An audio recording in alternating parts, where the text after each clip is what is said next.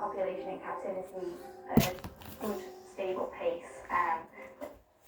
Hi guys, just a quick one. I just wanted to show people, read out the county court judgment I've been sent, and also the dangers of people in dating sites pretending to be potential dates when they are obviously con artists and scammers and very dangerous, nasty people.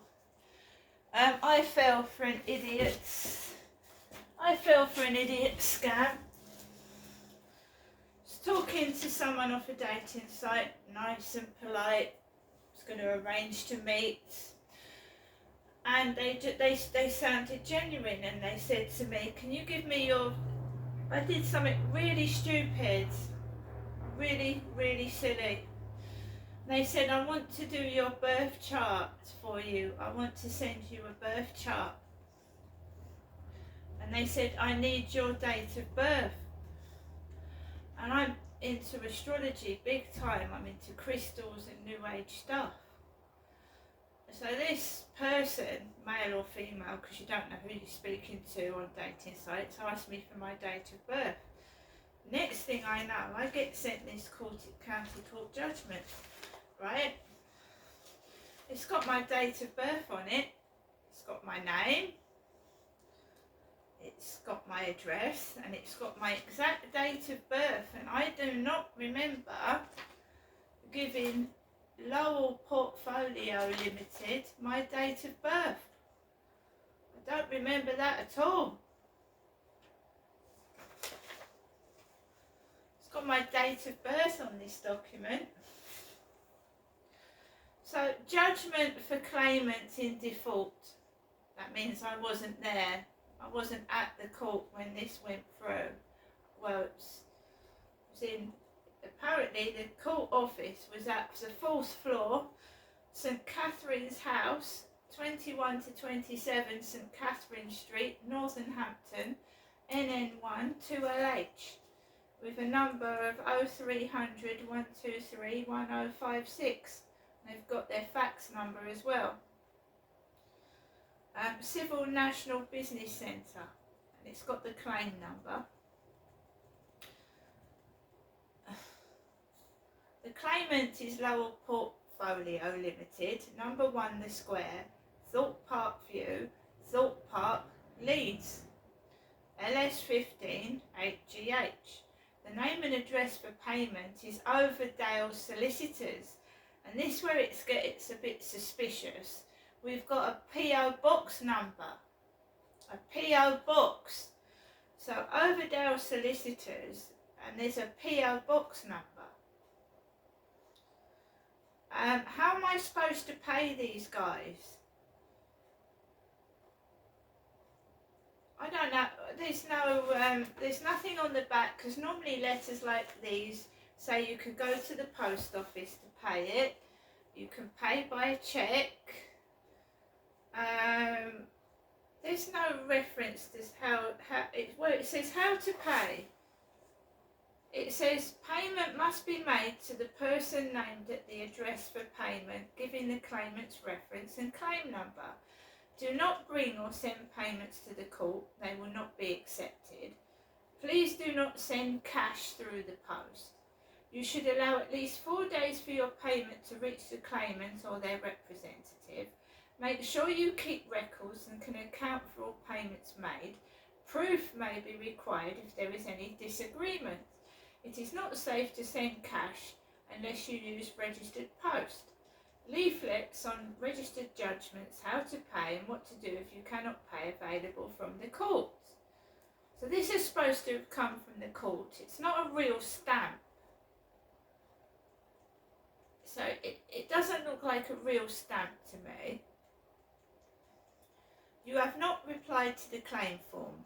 It is therefore ordered that you must pay the claimant £206, 1 for debt and interest to date of judgment, and £107 for costs, less £0 which you have already paid.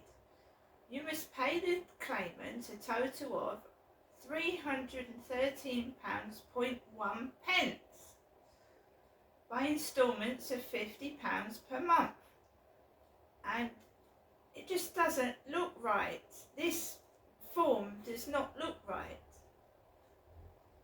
It doesn't look right at all, and it's dated the 21st of February, right? And looking at the letter now, they want the first instalment on the 20th of March.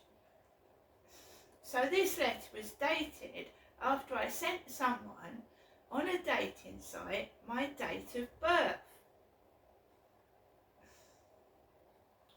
And there are dodgy people out there that can fake forms, including court paperwork, and that's not madness, it does happen.